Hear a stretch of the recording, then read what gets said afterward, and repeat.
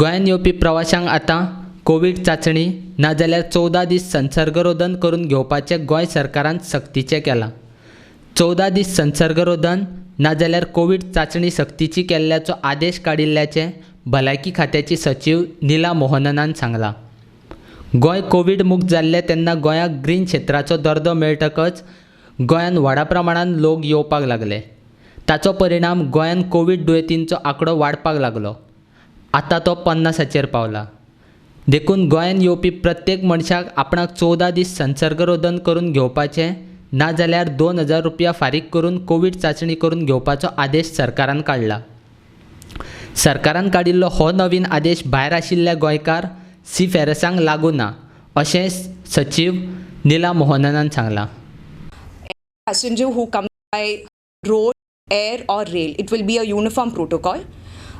The first level will be the thermal screening.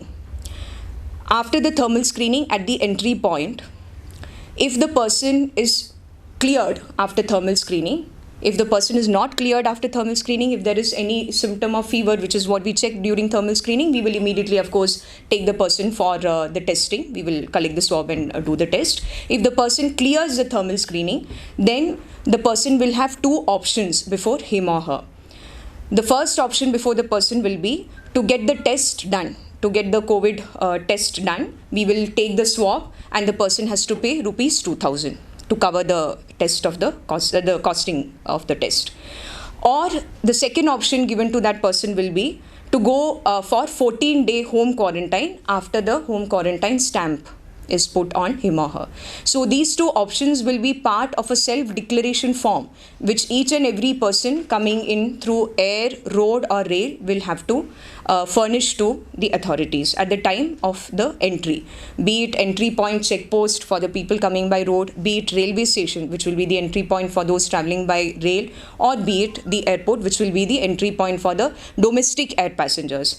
As you are already aware, we have protocols in place for the stranded Indians who are coming by sea, or the stranded Indians who are coming from abroad. International passengers we treat as a different category. Those protocols are already in place. There will be no change in those protocols. Those protocols will continue. This will be the new protocol for the remaining three categories that I have explained.